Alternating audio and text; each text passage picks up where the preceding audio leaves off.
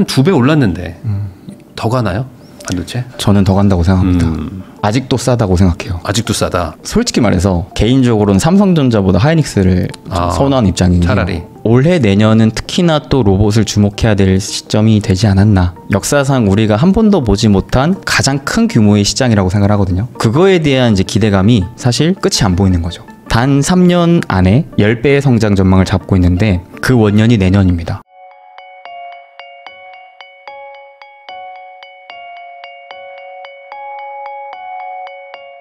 부자TV 이수빈 대표님하고 이야기 나누고 있는데요. 그러면은 결국에 이제 큰 장세는 앞으로 좀 대세 상승이 열릴 만한 요건을 다 갖추고 있다. 특히 이제 달러 인덱스가 약화되는 게 과거에도 2-3번 있었는데 그때마다 뭐 정말 뭐 2배, 5배, 10배씩 올랐다. 그러면은 이럴 때 투자를 할 건데 뭘 해야 되냐. 이제 그렇죠. 여기서 이제 문제가 생기는 거잖아요. 네네. 어쨌든 지금 우리나라 현재 주도주는 반도체라고 봐도 뭐 과언이 아니겠죠. 그렇죠. 그러면 이 반도체부터 한번 좀 짚고 넘어간다면 한 2배 올랐는데 더 가나요? 반도체? 저는 더 간다고 생각합니다. 아직도 싸다고 생각해요. 아직도 싸다. 네. 이거 불안한데. 이게 되게 위험한 발언일 수도 있거든요. 근데 저도 실제로 제 채널에서 많이 얘기하는데 네. 반도체 아직 싸다고 얘기를 하는데 네. 아직도 많은 욕을 먹고 있습니다. 왜 싸다고 하는지 근거를 알려주시면 좋겠어요. 그 근거를 이제 하나씩 말씀드릴게요. 우선은 최근 기준으로 한국 증시가 강한 큰 이유를 제가 3가지 포인트로 말씀드렸죠. 네. 하나는 유동성. 그다음에 2번째는 정부의 정책. 마지막 3번째, 결국 한국 증시의 가장 큰 축인 반도체가 좋다. 그럼 이 반도체가 어떻게 좋냐? 자, 우리나라 반도체 하면 대표 주자 2 기업 있죠. 삼성전자, 하이닉스. 그 삼성전자, 하이닉스의 최근 순이익 추정치가 급격히 치솟고 있습니다. 실제로 최근 3분기 실적 발표에서도 서프라이즈가 2기업 모두 나왔거든요. 자, 그러면은 이 기업들이 왜 이렇게 실적을 갑자기 잘 벌고 있고 그 이익 추정치 계속 상향되고 있느냐? 심플합니다. 이 2기업의 반도체 중에서도 가장 큰 비중을 차지하는 건 메모리 반도체. 네. 대표적으로 디램 낸드가 있죠. 자, 이 디램 낸드가 이 기업들 입장에서는 최대한 많이 팔리면 돈을 버는 것이고 또 최대한 비싸게 팔면 돈을 많이 버는 것인데 지금 그 2가지가 다 나오고 있다. 첫째, 가격입니다. 자, 디램 낸드 가격의 추이를 보시면 유난히 단기간 치솟고 있는 그래프가 보이시죠? 이게 디램입니다. 네. 자, 디램이 최근 들어서 가격이 급증하고 있어요. 실제로 외국인들이 최근에 환율이 반등함에도 한국 증시를 계속 매수하고 있다고 말씀드렸는데 그 순매수의 거의 80~90% 가까운 자금이 반도체로 쏠리고 있어요. 외국인들은 그러면 반도체 왜 이렇게 환장을 하느냐? 자, 보시면 반도체를 제외한 나머지 섹터는 사실 외국인들이 그렇게 흥미를 못 느끼고 있어요. 근데 반도체만큼은 9월부터 엄청나게 관심을 많이 보여주고 있거든요. 네. 그러니까 그때 시점에 뭐가 이 반도체 영업이익 전망이 치솟고 있더라. 이게 첫 번째는 가격이 있었다라는 거죠. 이 디램은 가장 성능이 좋은 디램 DDR5, 그 다음 그 밑단인 DDR4 이렇게 좀 구분해서 볼 수 있는데 DDR5는 사실 작년에도 그랬고 올해도 차근차근 계속 가격은 상승하고 있었습니다. 네. 근데 최근 들어와서 유난히 이 DDR4까지도 가격이 치솟고 있다는 게 눈에 보이죠. 그러니까 이게 뭔가 달라졌다라는 거예요. 기존에는 성능이 좋은 반도체 위주로 수요가 나와서 가격이 올랐는데 최근에는 그 밑단의 반도체까지도 수요가 나오면서 가격이 오르고 있더라. 이게 무엇이 변화한 거냐? 그 변화의 가장 핵심은 AI의 발전이었습니다. AI가 점점 이제 에이전트 시대가 오거든요. 네. 그러니까 추론을 많이 하게 되면서 이 반도체가 기존에는 학습에 필요한 반도체 위주로 필요했기 때문에 고성능의 반도체. 그래서 대표적으로 HBM, DDR5 이런 수요가 많았는데 최근에는 이제 범용 반도체까지도 그 반도체의 수요가 확장이 된 거죠. 그러다 보니까 이 기존의 범용 반도체는 크게 수요가 안 나왔던 상황에서 범용 반도체까지 수요가 나오니 전체적인 이 디램의 가격이 수요에 따라 치솟고 있고 또 반대로 공급단을 보호하니까 어떤 특징이 있었냐면은 재고 물량이 쭉 줄어듭니다. 쌓여있는 물량이 계속 나가고 있는 상황에서 추가적인 공급 물량은 내년 말까지도 정체될 전망이 잡혀 있는 거예요. 그러니까 공급이 정체되어 있는 상황에서 수요가 자꾸 늘어나니까 이거는 가격이 치솟을 수밖에 없는 상황이 만들어졌고 그렇다면 이 흐름이 단기간 깨질 것인가 라는 것들을 또 방향성에 따라서 생각을 해봐야 되는데 AI에 대해서 그 흐름을 쉽게 예상하기가 어렵다라는 거죠.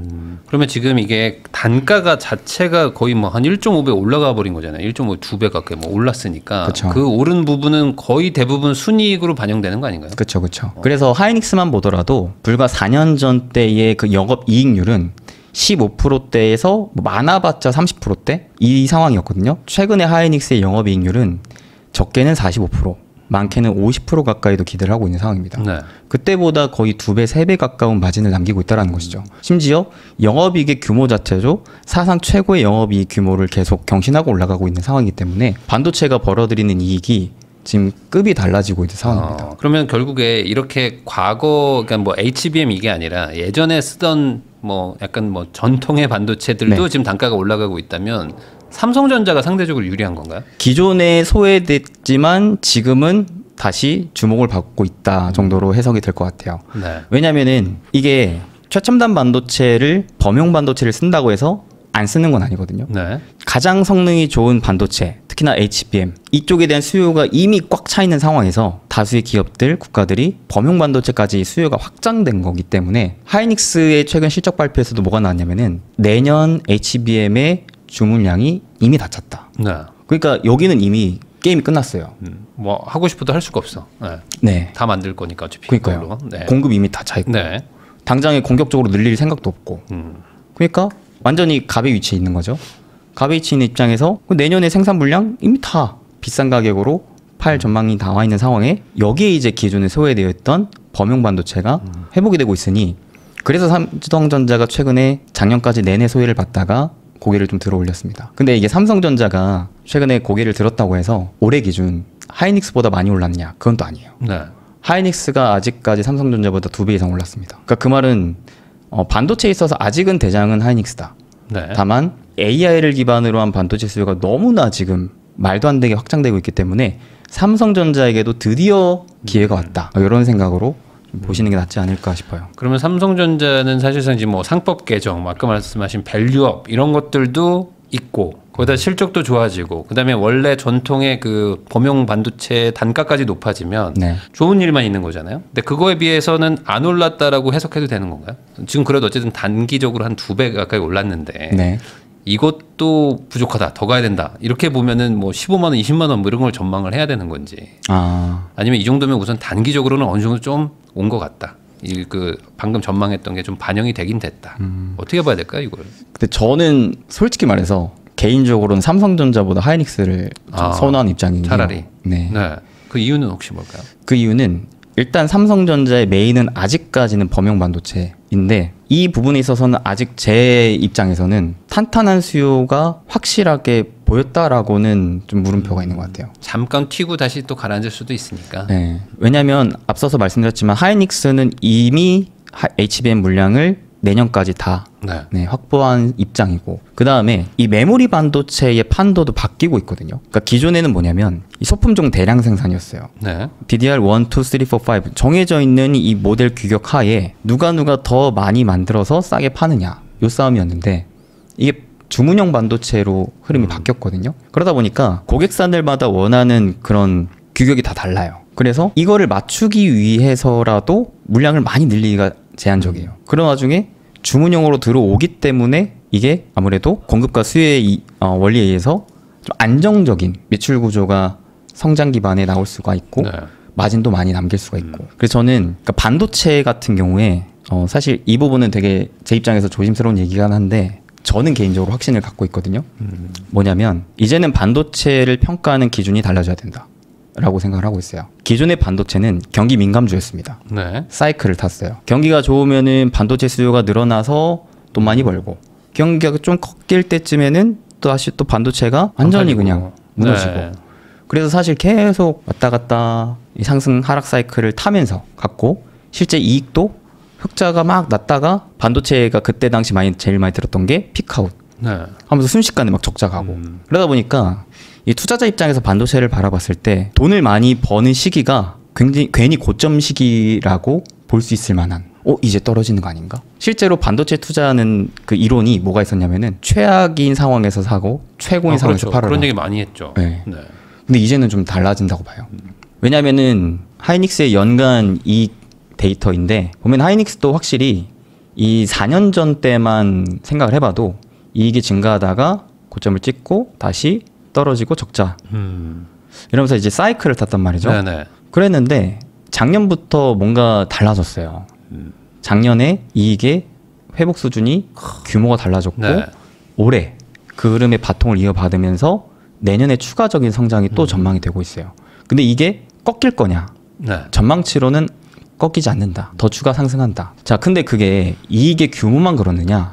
아니에요. 영업이익률 또한 그러합니다. 자, 영업이익률도 과거에는 제가 말씀드렸다시피 한 15%에서 한 28% 정도. 근데 작년에는 35%, 올해 45%, 내년에 53%. 마진을 남기는 수준이 달라진 거죠. 네. 사실상 다른 회사가 된 거예요. 맞아요. 저는 이걸 보고 경기 민감주가 아닌 성장주로 변모했다라고 이야기를 해요. 자, 이런 대표적인 산업이 우리나라에 뭐가 또 있었냐면은 조선산업과 전력기기 산업이 있었습니다. 네. 조선과 전력기기 산업도 원래 대표적인 경기 민감 산업이었어요. 그 기업들의 이익 수준이 달라졌죠. 조선 불과 2, 3년 전까지만 해도 막 이슈에 슈퍼사이클이다 슈퍼사이클이다 해도 사람들 안 믿었거든요. 맞아요. 저러다 말겠지. 내가 한두 번 당하냐. 근데 최근에 조선 사람들이 보는 시선, 저걸 내가 많이 잡았을까. 여전히 많이 올라서 비싼 거 아니에요? 하는데 더 오르고 하는데 더 오르고. 그거는 결국에는 이익이 기반이 되어 있거든요. 그러니까 조선도 2023년부터 이익의 성장이 계속 지속이 되고 있는데 그 흐름이 쉽게 깨지지 않고 있다라는 거죠. 그렇다 보니까 이제 뭐가 달라졌냐면요. 원래 조선도 그렇고 전력기기도 그렇고 이 밸류에이션, 이 가치 판단에 대한 기준이 매출 규모 내지는 자산의 규모였었어요. 크게 변화하지 않는 네. 그런 상황에 이제 많이 떨어지면 싸니까 사고 좀 오르면 비싸니까 팔고 하는 상황으로 거의 박스권에 위치해 있었는데 그 상황을 넘어선 거예요. 예전에는 PBR이 한 2~3배만 돼도 비싸다라고 했거든요. 네. 근데 지금은 9배가 넘잖아요. 이거는 비싼 수준을 넘어선 거예요, 이미. 그러면서 뭐가 달라졌냐면 이 이익을 기반으로 하는 밸류에이션 평가로 증권사의 추정치가 달라졌어요. 그러니까 예전에는 이익이 들쭉날쭉하고 적자도 나고 하니까 사이클이 있으니까. 네, 이거를 기준으로 내가 평가를 할 수가 없었는데 지금은 워낙 안정적인 고객사 주문을 통해서 심지어는 배값도 계속 오르니까 이거는 이제 달리 볼 수 있겠구나. 이익의 성장으로 볼 수 있겠구나 하면서 성장주의 밸류를 준 거죠. 가치주의 밸류가 아니라. 대표적으로 전력기기도 그러하거든요. 전력기기도 PBR이 지금 21배. 이거는 절대 가치주로 볼 수가 네. 없습니다. 그 다음에 선행 PR이 35배. 사실상 성장주의 밸류를 받고 있죠. 자, 근데 이 기준을 가지고 그러면 반도체를 보면 너무 낮긴 해요, 사실. 네. 근데요, 기존의 밸류 평가 기준인 PBR을 보면 너무 비싸요. 그래서 고점 논란이 많은 거예요. 네. 왜냐하면 기존의 잣대를 가지고 평가하기 때문에. 근데 저는 새로운 세상인데 이 메모리 반도체 판도도 이미 바뀌고 있는데 사실상 시스템 반도체처럼 바뀌고 있는 거거든요. 주문형으로. 네. 그리고 나서 주문이 끊긴 것도 아니고 지금의 이 반도체를 이끌어가는 건 AI 투자 사이클인데 그럼 이 AI 투자 사이클이 끝날 거느냐? 20년 만에 찾아온 산업혁명에서 다수의 빅테크 기업뿐만 아니라 국가를 주도해서 역대급 투자가 지속되고 있거든요. 그래서 실제로 빅테크들의 AI 설비 투자 규모가 지속적으로 상향이 됩니다. 네. 그러니까 이 반도체를 많이 사가는 주체들의 투자의 흐름이 끊기지 않고 계속 상향되고 있다는 거예요. 더더욱이나 지금은 미국이 금리 인하를 하면서 돈을 더 풀죠. 그 다음에 트럼프는 계속 AI 투자하라고 하죠. 네. 2030년까지 AI 인프라 투자가 지금으로부터도 5배 확대될 전망이 잡혀 있거든요. 그러다 보니까 저는 이번 강세장 가장 핵심 대표 주자는 우리나라 기준으로는 반도체인데 그 반도체가 깨질까라는 포인트는 결국 이 AI 투자 사이클을 봐야 된다. 네. 했을 때 그게 과연 깨질 거냐. AI 관련돼서 빅테크가 투자를 멈추면 우리도 깨지겠지만 그쵸. 안 멈출 것이다. 네. 이번에 또 엔비디아 오지 않았습니까? 네. 그 전에 오픈 AI 왔고요. 계속 한국한테 손 벌리고 있습니다. 그래서 저는 이 빅테크 기업들의 캐펙스 투자 규모가 계속 상향되는 가운데 이게 단순히 많이 올랐다고 해서 버블이느냐 깨질 것이느냐 라고 보기에는 이 변화와 방향을 보시면서 좀 더 크게 보시면 좋지 않을까 라고 생각을 하고 있습니다. 어찌 보면은 이 반도체 조선 방산 원전 같은 그런 차트가 나올 수 있을 것이다. 네. 쫙 올라가는. 이게 차트도 말씀하셨으니까 잠깐 보여드리면 이게 사실 차트가 제일 직관적이잖아요. 네. 현대중공업 같은 경우에도 어떤 특징이 있었냐면요. 그 실적을 대중이 믿기 전까지는 네. 계속 여기 박스권에 갇혀 있었습니다. 네. 이때가 언제까지였냐면 2024년 상반기 때까지였어요. 네. 그런데 실적은 이미 2023년부터 흑자가 나왔거든요. 그러니까 이 흐름이 나왔다고 해서 안 믿은 거죠. 에이, 저거 어차피 다시 또 적자야. 네, 저러다가 알겠지. 저러다 꺾이겠지. 네. 근데 그게 양치기 소년처럼 3-4번 이상 되고 나서부터는 사람들이 불신해서 이제 신뢰로 바뀌고 네. 거기서 이제 광기로 바뀌고 하는 변화가 점점 나와주지 않았나 하면서 그때부터는 조선주의 차트 또한 아예 달라졌죠. 네. 박스권에 갇힌 게 아니라 지속적인 상승 추세에 올라타면서 작년에가 100% 넘게 네. 올해에도 100% 넘게 2년 연속 100% 넘게 상승하고 있어요. 그다음에 전력기기만 또 봐도 전력기기 또한 사실 과거에는 보이지도 않았어요. 네. 완전히 그냥 바닥을 기고 네, 있었거든요. 네, 2023년부터는 흐름이 좀 달라진 거죠. 그래서 점점 사람들이 이것 봐라 하면서 계속 실적이 꺾이겠지 안 꺾이고 하다 보니까 오히려 또 포모고 더 사고 그런 현상이 좀 지속이 되고 있는데 감히 하이닉스도 최근에 단기적으로 이렇게 많이 오르곤 있지만 이 밸류에이션에 대한 가치 판단 결국 이 기업이 벌어들이는 돈보다 얼마나 평가를 받고 있느냐 전력기기에 비교를 하면 거의 4분의 1이거든요. 이 말은 아직 신뢰를 못 하고 있다. 그렇죠. 시장은 아직 신뢰를 못 하고 있다. 반도체에 대해서 약간 이제 호감 정도. 그렇죠. 신뢰까지는 못 한다. 네. 다시 이런, 또 빠지겠지. 이런 느낌이죠. 요것 봐라. 쟤 봐라.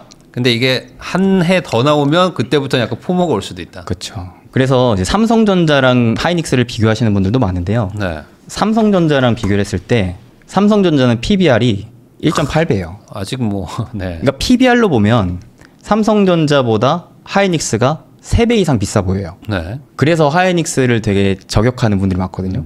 근데 저는 반대로 이익 기반으로 보는 투자자로서 이익 기반은 삼성전자가 2배 비쌉니다. 네. 이건 과연 누가 더 싼 것인가? 라고 좀 생각을 해봤을 때 내가 반도체를 기존의 평가 기준을 가지고 채점을 할 것이느냐 새롭게 달라진 평가의 기준을 가지고 볼 것이느냐 그 차이이지 않나 싶어요. 사실 뭐 자산보다 벌어들이는 돈이 더 중요한 거 아닌가요? 주식에서는. 그렇죠. 특히나 지금같이 완전히 산업혁명을 기반으로 한 새로운 수요, 새로운 네. 변화가 나오고 있고 그 실적이 단기간에 깨지지 않는 것들이 증명되고 있는 상황에서는 저는 그 변화를 좀 반영해야 되지 않나. 뭐 사실 뭐 둘 다 사도 되는 거니까. 그렇죠. 정확하게 봤을 때는 우리나라 한국의 반도체 시장이 앞으로 폭발적 성장이 일어날 확률이 높다. 이렇게 그냥 이해해도 되겠네요. 그렇죠. 그럴 수밖에 없는 게 최근에 오픈 AI가 와가지고 우리나라 삼성 하이닉스한테 요청을 한 이 HBM의 물량 자체가 삼성 하이닉스 마이크론 3사가 만들 수 있는 연간 물량보다도 거의 2배 가까이 많아요. 네. 그러니까 이게 뭐냐면 단 하나의 기업이 요청한 물량 자체가 전체 기업이 만들 수 있는 물량을 훨씬 상회한다라는 거거든요. 네. 근데 이 물량을 저 하나의 기업만 요청하느냐. 그리고 국가도 요청을 하고요. 근데 만들 수 있는 업체는 한정적이야. 심지어 만들 수 있는 업체들의 공급 확장도 제한적이야. 그러면 이 사이클을 과연 우리가 어떻게 바라봐야 될 것인가. 그리고 저 기업들이 돈을 못 버는 기업들도 아니고 그쵸. 돈이 없는 기업들도 아니고 돈이 너무 뭐 많죠. 과거처럼 투자 받아가지고 뭐 닷컴 버블 때처럼 하는 것도 아닌데 네. 다 자체적으로 돈 벌어서 지금 투자하겠다는데 게다가 살겠다고. 지금 금리 인하도 하고 있고요. 네. 그 안에서 어쨌든 실물 반도체는 필요하고 그러면 이게 과연 사이클 산업이 아니라 이제는 성장주 산업이다. 그렇죠. 그렇게 본다면은 싸죠. 그렇게 보면 싸죠. 그렇게 보면 많이 싼 거죠. 주가를 보면 너무 비싸죠. 네. 차트를 보면 너무 비싼데 그리고 기존의 밸류에이션 평가 기준으로 보면 너무 비싼데 네. 변화를 반영하면 싸죠. 그럼 역설적으로 지금 조방원 쪽은 충분히 비싸져 있는 상황 아닌가요? 이제는 그쪽도 좀 아직 남았나요? 충분히 지금까지 벌어들인 이익은 반영됐다고 봐요. 앞으로 근데 이제 중요한 건 그게 또 끝날 거냐라는 거죠. 네. 여기도 쉽게 안 끝날 것 같긴 해요. 네. 방산 쪽은 그러면 어느 정도 약간 좀 끝이 보인다고 봐야 되는 거 아닌가요? 방산 이제 좀 약간 좀 평화 무드로 간다거나 이래버리면. 저도 방산에 대해서는 사실 계속 물음표가 있긴 한데요. 중요한 포인트가 있습니다. 결국 방산이 왜 올라가느냐? 이 러시아 우크라이나 전쟁 이후가 되게 결정적이었거든요. 네. 결국에는 이제 실제 유럽 쪽에서 붙으니까 러시아랑 그 주변국들에서 무기 수입에 대한 수요가 늘어났어요. 그리고 이제 트럼프도 국방비 올리고 하니까 네. 야 이거는 안 되겠다. 자국 국방에 대한 강화를 하자라는 측면에서 대표적으로 유럽에 대한 수요가 늘어나고 있다는 거거든요. 이 유럽 자체적으로 이 문제를 해결하기에는 한계가 있다고 합니다. 아무래도 제조 능력이나 이런 것들을 고려할 때. 네. 또한 그러면 러시아 우크라이나 전쟁이 끝난다면 그들이 무기를 안 살까? 라고 생각을 해본다면 또 그건 또 아니거든요. 여기도 일종의 이제 시장의 판이 또 바뀌었다. 네, 근데 성장주다. 저는 방산도 물론 유망한 산업임은 맞으나 제 기준의 1순위는 아니에요. 저는 사실 방산주를 투자는 안 하고 있습니다. 그럼 지금은 AI 기반의 반도체나 아니면 AI를 지원해 줄 수 있는 전력 네, 이런 저는 것들이 그게 차라리 확실하다. 단연코 탑픽이라고 생각합니다. 사실 뭐 돈이 많으면 분산 투자하면 되는데 굳이 뭐 탑픽 빼고 다른 거 할 필요는 없다. 그렇죠. 그렇게 볼 수도 있겠네요. 그러면 아예 그냥 새로운 산업으로 지금 취급받고 있는 로봇 쪽은 어떻습니까? 로봇 쪽은 실적이 안 나오는데 그냥 주가가 엄청 비싸잖아요. 그렇죠. 이쪽 어떻게 봐야 됩니까? 근데 일부 기업은 점점 숫자를 보여주고 있긴 해요. 네. 근데 이제 로봇의 상승 논리를 생각을 하면 가장 첫 번째는 역사상 우리가 한 번도 보지 못한 가장 큰 규모의 시장이라고 생각을 하거든요. 사실 스마트폰 시장이랑만 비교를 해봐도 70배가 넘습니다. 네. 로봇 시장이. 아 그래요? 네. 그리고 자동차 시장이랑만 비교해도 10배가 넘습니다. 하긴 뭐 차보다 사실 이 사람을 대체하는 게 더 수요가 많으니까. 그렇죠. 그리고 이제 로봇을 과연 어디에다가 도입할 것이느냐. 네. 일하는 공장에도 도입하지만 우리 각 가정에도 도입하고 그렇죠. 심지어 뭐 반려 로봇까지도 있고. 그러니까 한 명이 자동차, 스마트폰은 한 대씩 정도, 뭐 많아야 한 대씩 정도 사지만 네. 로봇은 한 명이 여러 개를 살 수도 그렇죠. 있죠. 여러 개 살 수 있죠. 그렇다 보니까 역사상 가장 큰 규모의 시장이 열리는 거다 보니까 그거에 대한 이제 기대감이 사실 끝이 안 보이는 거죠. 왜냐하면 한 번도 또 보지 못한 세상이다 보니까. 그러면은 로봇 쪽도 사실은 아직은 실적이 뭐 뒷받침은 안 되지만 AI처럼 대규모 투자가 일어날 것이고 그러면 그게 결국에 수년 정도 지나면 실적이 찍힐 것이다. 로봇에서 되게 중요한 포인트가 있는데요. 사실 2023년부터 로봇은 좋았어요. 대표적으로 레인보우 로보틱스가 있는데 네. 레인보우 로보틱스가 본격적으로 상승했던 게 2023년이거든요. 근데 잘 보시면 거래량 기준이랑 주가 기준이랑 잘 보셨을 때 한 번, 두 번, 세 번 크게 세 번 정도의 유의미한 상승 흐름이 나왔습니다. 네. 자금도 들어오고요. 그럼 이때 공통점이 있어요. 그게 뭐냐면 삼성의 지분 투자입니다. 네. 그리고 이때 당시에 삼성 외에 다른 대기업들이 지분 투자가 들어간 기업들 또한 비슷하게 강한 상승을 보여줬어요. 로봇이 지금까지 2023, 2024년 또 2025년 상반기까지 거의 2년 가까이 상승할 때 가장 큰 상승 논리는 상상할 수 없는 시장으로 가는 곳을 대기업이 투자하는구나 네. 라고 하는 기대감으로 갔어요. 최근에는 그런 이슈가 안 나오고 있습니다. 네. 근데도 로봇이 가요. 왜 갈까라는 부분에 있어서 국내 대기업보다 더 큰 시장이 로봇을 원하고 있기 때문에 그것은 바로 미국이다. 네. 실제로 올해는 저는 레인보우 로보틱스 다음 대장주로 로보티즈를 계속 많이 말씀드렸는데 로보티즈가 올해에만 800% 넘게 올랐거든요. 근데 이 로보티즈가 왜 올라갔을까? 사실 아직 실적이 영업이익 기준 두드러지게 확 나온 건 아니에요. 네. 이제 막 흑자 전환하려고 합니다. 근데 왜 거의 10배가 가까운 상승 흐름이 단 1년 만에 나왔느냐. 로보티즈의 고객사는 국내를 이미 뛰어넘었습니다. 글로벌 빅테크. 또한 중국의 가장 큰 휴머노이드 로봇 기업. 이들에게 핵심 부품을 납품을 해요. 그들이 계속 러브콜을 날리고 있습니다. 그래서 이번에 유증을 했거든요. 네. 유증도 성공적으로 할 지금 전망이 잡혀 있는 가운데에서 사측은 그럼에도 내년 물량 딸린다. 그 돈 받아서 이 캐펙스를 늘려도 지금 부족하다. 라는 말까지가 나오고 네. 있어요. 그 다음에 가장 로봇의 끝판왕이 뭐라고 생각하세요? 가장 로봇의 끝이요? 네. 가사 도우미가 아니고 공장? 결국에는 로봇이 막 여기저기 많이 쓰여지는데 이제 업계에서는 휴머노이드 로봇이 네. 끝판왕이라고 부릅니다. 결국 사람처럼 생각하고 사람처럼 행동한다라는 거예요. 사람처럼 생긴 로봇이. 근데 이 휴머노이드 로봇 시장이 단 3년 안에 10배의 성장 전망을 잡고 있는데 그 원년이 내년입니다. 올해 대비 내년의 성장 속도가 본격적으로 튀는 시장이 와요. 그게 이제 테슬라를 중심으로 오거든요. 네. 이제는 진짜 사람처럼 생긴 로봇이 점점 도입이 된다라는 거예요. 그러니까 사람들은 그 초기 시장에 대한 기대감이 클 수밖에 없겠죠. 그러다 보니까 저는 올해 내년은 특히나 또 로봇을 주목해야 될 시점이 되지 않았나. 다만 선별해야 된다. 테슬라부터 시작된다는 거는 테슬라 가장 지금 유망하다, 전망이 좋다 이렇게 봐야 되는 건가요? 지금 로봇의 가장 최고 대장 기업으로 꼽히고 있는 기업이 크게 세 가지 기업이 있어요. 네. 첫 번째는 테슬라. 실제로 일론 머스크가 어떤 얘기를 했냐면 앞으로 테슬라의 매출 규모의 절반 이상의 비중은 로봇에서 나올 것이다. 그 중에서도 휴머노이드 로봇에서 나올 것이다.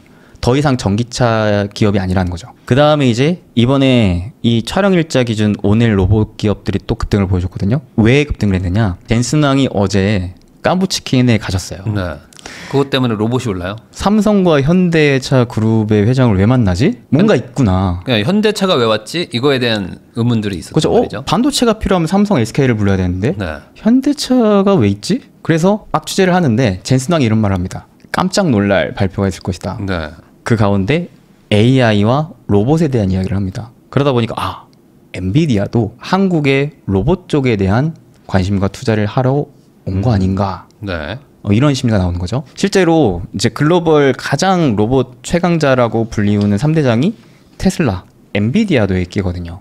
그 다음에 피규어 AI. 네. 근데 피규어 AI는 비상장돼 있어요. 네. 근데 결국에는 로봇 시장의 가장 최강자 테슬라, 엔비디아를 주목을 해야 되는데 엔비디아의 수장인 젠슨 왕이 직접 와가지고 로봇 이야기를 하네, 한국에서. 그러니까 야, 이거 뭔가 있겠구나 라고 하는 또 시장의 기대감이 네. 또 나오고 있지 않나. 그 보스턴 다이내믹스일까요? 현대차가? 그렇죠. 현대차 그룹과 같이 가는 건 이제 보스턴 다이내믹스인데 보스턴 다이내믹스는 이제 상장이 안 되어 있기 때문에 현대차도 사실 AI가 없지만 테슬라가 할 수 있는 거에서 제조 부분은 똑같이 할 수 있잖아요. 로봇을 만든다거나 그쵸. 하는 것들은 자동차 기반이니까. 네. 그래서 이제 제가 보는 로봇은 어떤 관점이냐면 미국은 AI라고 하는 사실상 소프트웨어의 최강자다. 근데 미국은 상대적으로 하드웨어 제조 역량이 딸린다. 네. 결국 로봇은 특히나 휴머노이드 로봇은 하드웨어와 소프트웨어의 가장 고도화된 기술의 집약체인데 네. 소프트웨어는 미국이 제일 잘하지만 하드웨어는 못하니 누군가의 도움이 필요하다. 근데 이 제조 기반에 가장 잘하는 국가는 중국인데 중국한테 손을 잡아서 우리 같이 로봇 만들래? 할 수는 없으니 네. 대안이 누가 있을까? 하고 보니까 대표적으로는 로봇 관점에서는 일본과 한국이라는 거죠. 그중에 우리나라 대기업들은 지금까지 제조 기반으로 돈을 벌었잖아요. 사실 우리나라 대기업 중에 로봇 투자 안 하는 기업 눈 씻고 찾아봐도 없거든요. 그러니까 뭐냐면 우리나라 대기업들은 생존이 걸린 문제예요. 로봇이 제조 기반을 다시 살리기 위해서라도. 네. 그래서 이 하드웨어를 계속 막 자체적으로 부품도 막 만들고 막 로봇 만들고 이러고 있는데 우리나라의 부족한 부분은 소프트웨어. 그러다 보니까 엔비디아가 또 잘 할 수 있는. 서로 이게 맞다. 그쵸. 서로 코드가 맞기 야, 때문에. 우리 플랫폼 써. 대신에 너네 하드웨어. 이렇게 좀 손을 잡으려고 하는 시너지 효과를 기대할 수 있는 게 아닌가. 그럼 여기서 현대차도 테슬라처럼 우린 더 이상 이제 자동차 기업이 아니다. 우리는 이제 휴머노이드 제조 기업이다라고 선언을 할 수도 있는 거 아닙니까? 저는 이게 공표는 안 했을 뿐이지 이미 잠재적으로 그런 발걸음을 가고 있다고 봐요. 그래서 가장 흡사하니까. 그쵸. 자동차랑 로봇은. 맞아요. 네. 실제로 제가 로봇 기업 탐방도 많이 갔는데 그 자동차 기반 제조업에 계셨던 분들이 많이 종사하고 계셔요. 많이 닮아 있다고 합니다. 네, 뭐. 실제로 그 로봇에 들어가는 핵심 부품들이 자동차 부품을 만들던 회사가 만드는 경우도 많아요. 그러니까 자동차의 다음 스텝이 지금 로봇인 거죠. 그런 의미로 보면은 한국도 충분히 로봇 분야에 경쟁력이 있다. 그렇죠. 근데 물론 중국과 비교하면 많이 부족합니다. 그렇지만 이거는 어쨌든 미중 분쟁도 있고 맞습니다. 결국엔 어떤 정치적인 그런 분쟁이 있다 보니까 한국이 반사이익을 받을 것이다. 그쵸. 이렇게 정리할 수 있겠네요. 네.